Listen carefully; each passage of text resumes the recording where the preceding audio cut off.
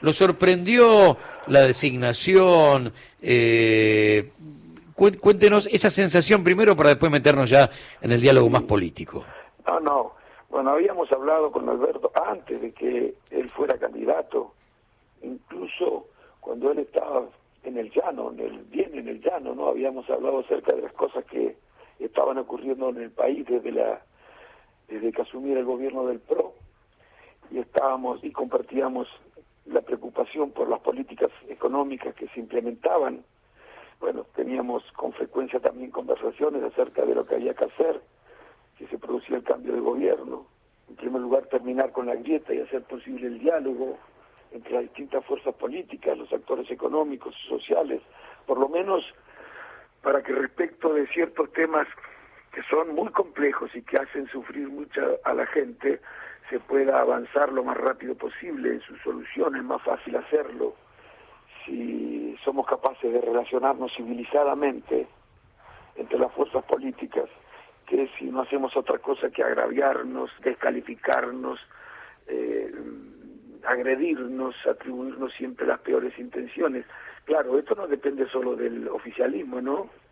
Depende Exacto. también de la oposición. Y la verdad es que yo veo en la oposición, por lo menos en algún sector de ella, y cuando hablo de oposición, estoy hablando de la oposición en un sentido amplio, no solamente comprensiva de los partidos políticos, sino de los actores económicos, sociales, culturales, que se oponen a las políticas aplicadas por el gobierno, ¿no? Ujú. Bueno, digo, veo en un sector de la oposición, mire, algo así como el deseo de que las cosas no anduvieran bien.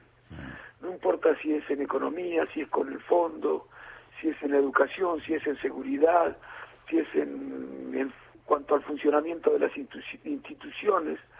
Parece que algunos desearan que las cosas no salieran bien. No es que teman que las cosas no se hagan bien, es que quisieran Exacto. que no se hicieran bien para poder,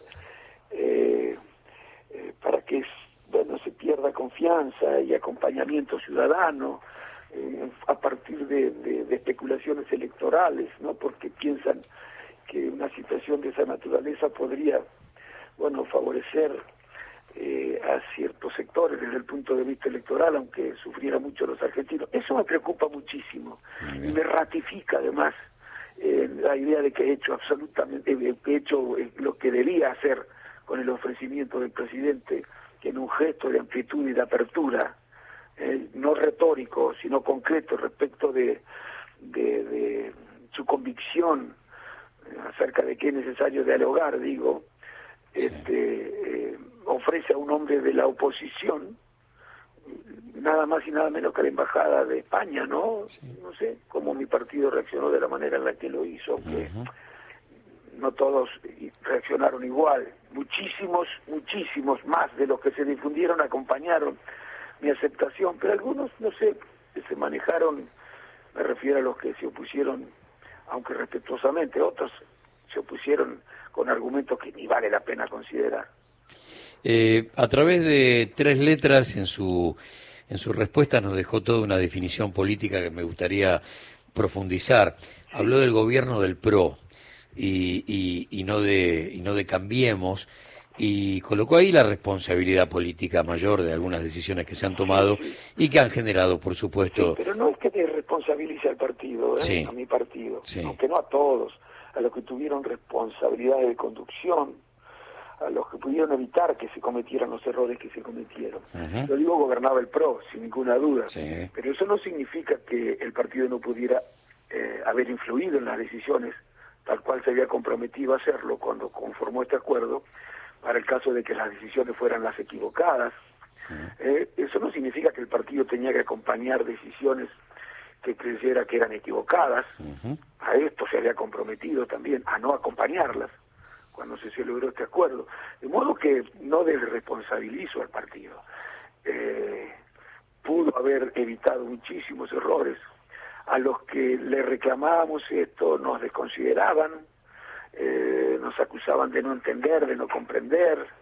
Bueno, finalmente y lamentablemente el tiempo, la realidad nos dio la razón, los indicadores socioeconómicos del país, no solo los que son los más conocidos, sino también los que tienen que ver con la educación, con la salud, con la seguridad, no solo no mejoraron, sino empeoraron. Sí. Eso no por casualidad, eso es consecuencia de las políticas que se decidieron. Exacto. Y no es culpa del presidente, porque ahora algunos radicales hacen una autocrítica bastante particular, responsabilizan al presidente Macri, por supuesto que lo es, pero no es solo el presidente. En el fondo, las verdaderos responsables de la situación actual son las políticas aplicadas. Esa que acompañó a la Unión Cívica Radical, sería bueno que los radicales dijeran, en consecuencia, ahora que aparentemente se vieron internas, si hicieron bien o no en acompañar esas políticas. Si van a hacer oposición desde las mismas ideas que defendieron desde el 2015 al 2019 o desde las ideas de la Unión Cívica Radical. Y en todo caso, sí van a ratificar una alianza con una fuerza que piensa de manera tan distinta a nosotros, que se discutan estas cosas en una interna, porque si no, desde el punto de vista de su relevancia política, una interna en la Unión Cívica Radical, desde el punto de vista, reitero, de su significado político, es tan importante como una carrera de auto, ¿no? Exactamente. Por supuesto lo escucho extrañando la lista 3 en una mesa de un cuarto oscuro, y por supuesto la necesidad de regresar a la causa de los desposeídos, regresar a las fuentes, observar nuevamente cuáles han sido los objetos que le dieron vida a la Unión Cívica Radical en la República Argentina. Pero además hay algunos datos que son a veces disparadores de qué sé yo, de discusiones políticas. Si en agosto de 2018 el Fondo Monetario Internacional le entrega 47.000 millones de dólares al gobierno de Macri, solamente cualquier radical tendría que decir, son 2.000 millones de dólares más que la deuda externa que recibió Raúl.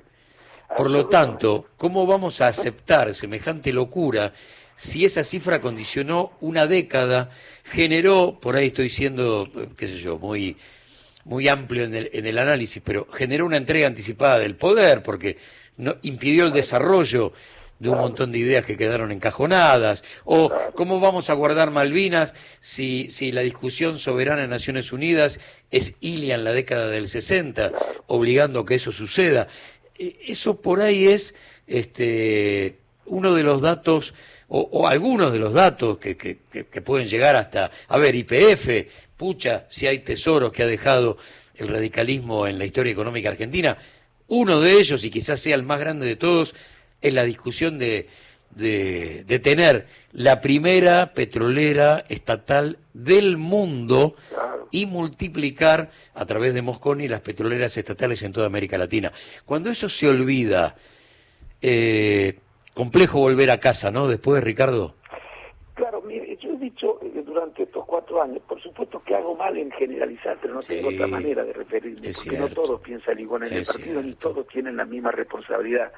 Hay, por ejemplo, dirigentes que han tenido responsabilidad de gestión y no podían asumir entonces una actitud no ponerse en la primera línea, digamos, para reclamar cambios en el gobierno del PRO, pero hay otros dirigentes que sí pudieron hacer esto y no lo hicieron. Pero yo tenía la sensación, decía, de en estos 4 años que estaba militando en un partido que era radical, solamente tenía el nombre. Claro.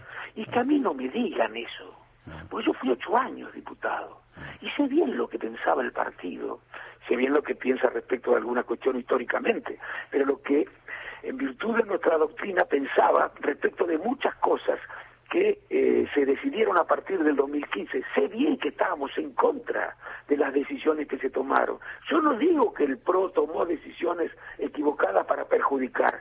Digo que ellos creían que esas eran las mejores decisiones y nosotros creíamos que esas eran las peores decisiones. Y sin embargo las acompañamos porque entendieron mal cuál era la responsabilidad de la Unión Cívica Radical y algunos porque se preocuparon más por los cargos que por las ideas. Muy bien. ¿Cómo imagina el futuro, Ricardo? ¿Por qué? ¿Cómo imagina el futuro? El futuro, yo imagino, miren, yo creo que la calidad de vida de la gente, no únicamente desde luego, pero en gran medida depende de la calidad de los gobiernos, ¿no? Cuando los gobiernos gestionan mal la política de vivienda, la política de salud, la política de empleo, la política industrial, las políticas económicas, sufre la gente, no sufren los gobiernos. La gente es la que sufre, ¿no? Sí, sí. Bueno, ahora, la calidad de los gobiernos, ¿de qué depende? Por supuesto de la calidad de los partidos. Y la calidad de los partidos, entre otras cosas, depende de las ideas que defiendan. Y depende de la coherencia con la que se defiendan esas ideas. Depende de la disposición de sus dirigentes a defender esas ideas, aunque haya sectores poderosos que se oponen a ellas. Claro. Bueno, yo creo que esto es lo que debemos recuperar. Por lo pronto, en el radicalismo nos corresponde a los que estamos afiliados, que el radicalismo vuelva a ser ese sistema de ideas que lo vinculan a la defensa de los intereses nacionales y populares, en el marco de la Constitución y de la República. Pero que la Unión Cívica Radical,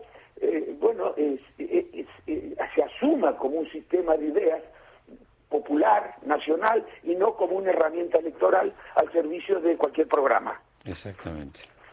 Ricardo, gracias por todos estos minutos de su tiempo. Buen domingo y mucha suerte en lo que viene. Gracias a ustedes. Un abrazo grande. Un gran abrazo. Chao. Ricardo Alfonsín, embajador argentino en España.